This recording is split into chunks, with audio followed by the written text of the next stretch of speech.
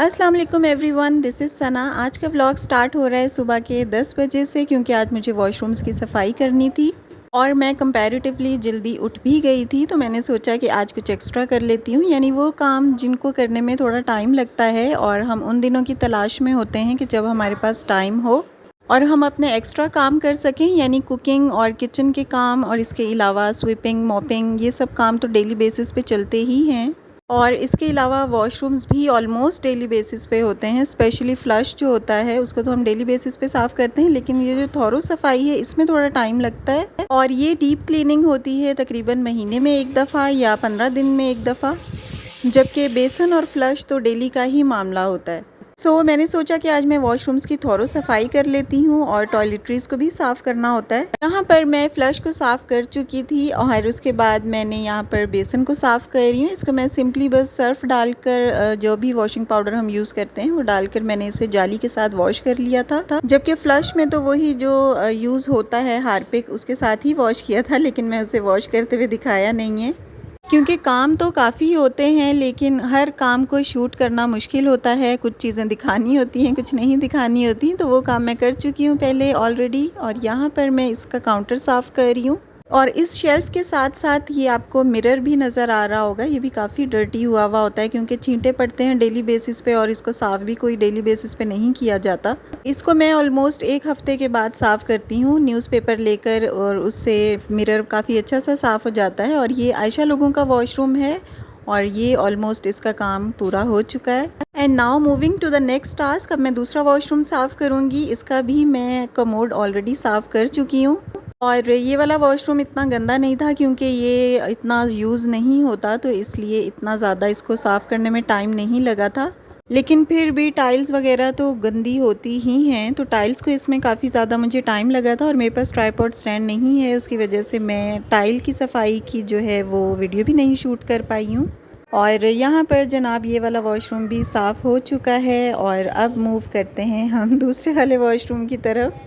और आप बिलीव करें कि वॉशरूम की सफाई में भी काफ़ी मुझे टाइम लगता है। 15 मिनट मुझे या 20 मिनट एक वॉशरूम की सफाई में लग जाते हैं, क्योंकि वॉशरूम में बहुत अच्छे से साफ़ करती हूँ। सिंक भी और बेसन भी और कमोड्स और फ्लश जो भी है सारा एरिया में बहुत अच्छे से साफ़ करके रखती हूँ। और यहाँ पर भी सिंपली मैंने बस जो भी वॉशिंग पाउडर हम यूज़ कर रहे होते हैं उसको मैंने डाल दिया था, और जो जाली कपड़े धोने वाली बर्तन धोने वाली होती है वो मैंने एक एक्स्ट्रा रखी हुई है, तो उससे बहुत अच्छा सा आपका बेसन साफ़ हो जाता है। इसके अलावा टाइल्स भी इस वाली जाली से बहुत अच्छी सी साफ़ होती हैं। नॉर्मल जो बर्तन धोने वाला स्क्रबर होता है, जाली जिसे हम कहते हैं, तो स्टील की होती है। इससे बहुत ही ज़बरदस्त सा आपका जो बेसन है उसकी सफाई होती है। इसके अलावा सैनिटरी भी इससे बहुत अच्छे से साफ़ होती है। इसमें एक शाइन सी आ जाती है।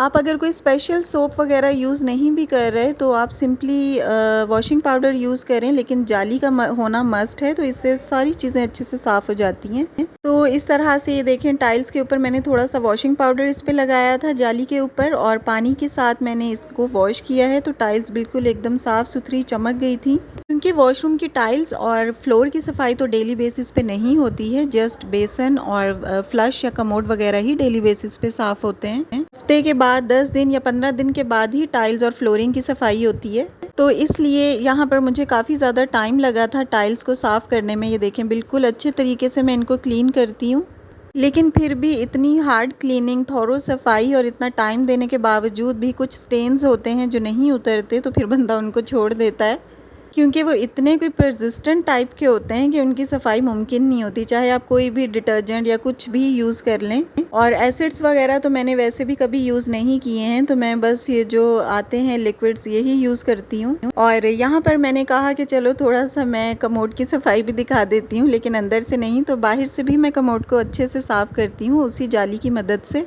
सारी इसकी सीट्स वगैरह, कवर और इसका बैक का जो पार्ट है, इन सारी चीज़ों को अच्छे से कवर करना होता है।